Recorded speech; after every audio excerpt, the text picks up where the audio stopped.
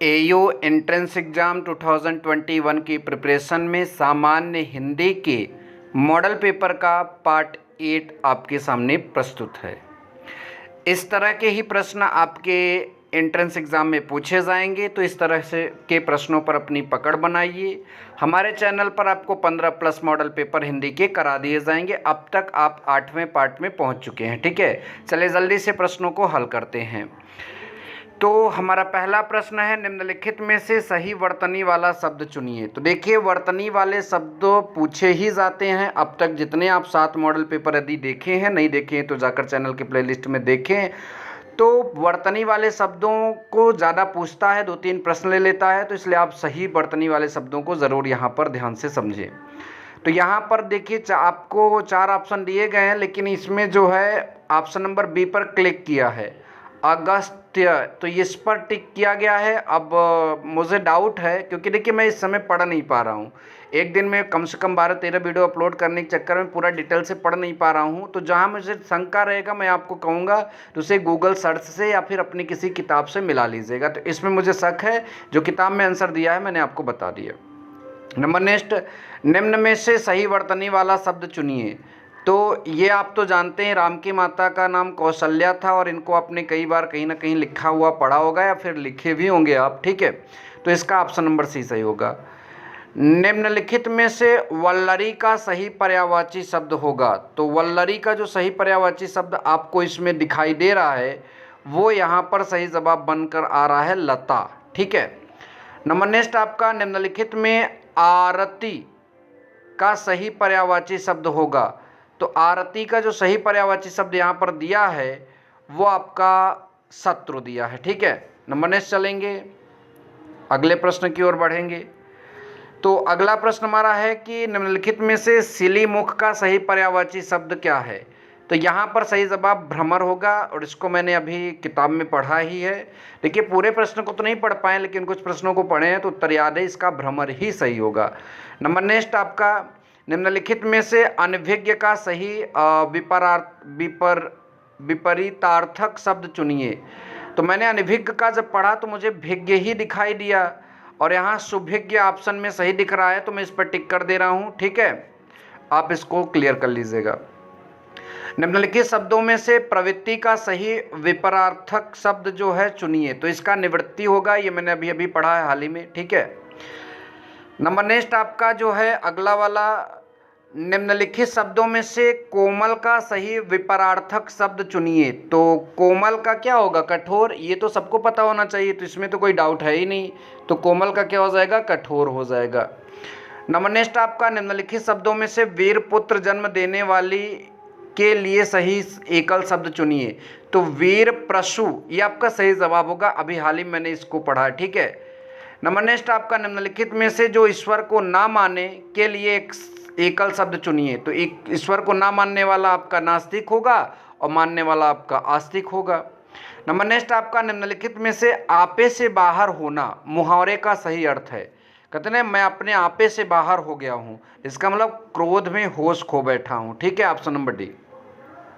Number next, निम्नलिखित में से बाएं हाथ का खेल मुहावरे का सही अर्थ है।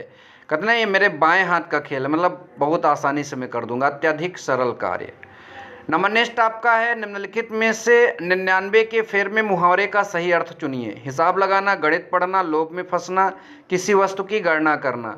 सही जवाब जो होगा यहाँ पर लोभ में फंसना। ठीक है, लोभ में फंसना, सचिन तेंदुलकर कई बार फंस चुके हैं इसमें।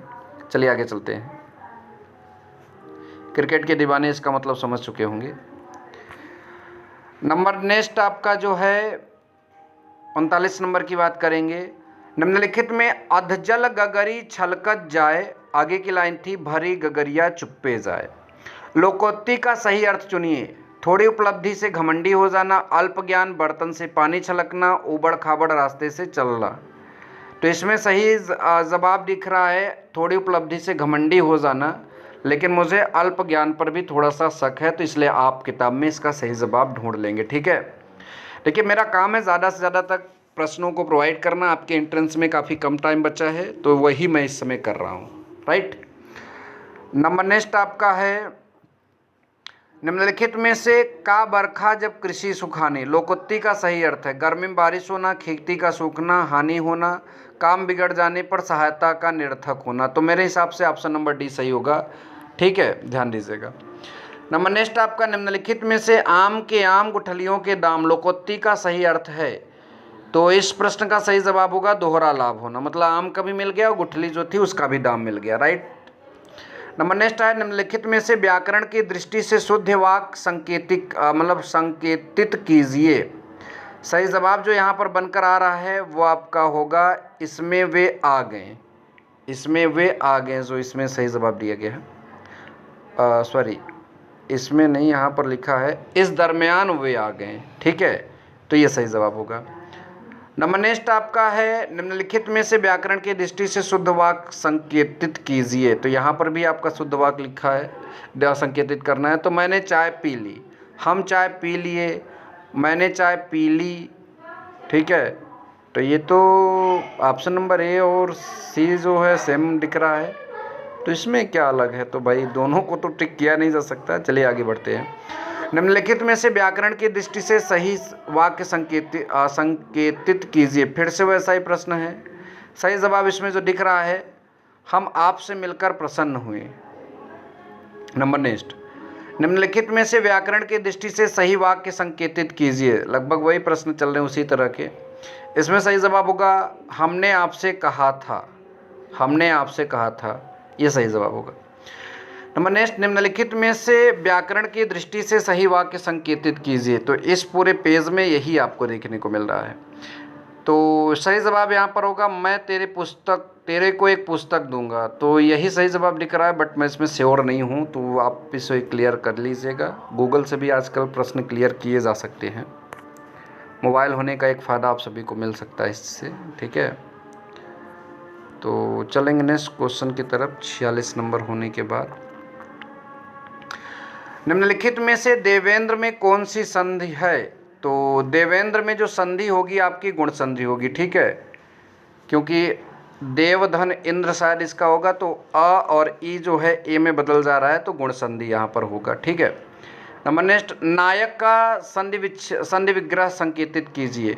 तो नय धन आक जो है नायक का संधि विच्छेद होगा और इसमें शायद अयादि संधि है।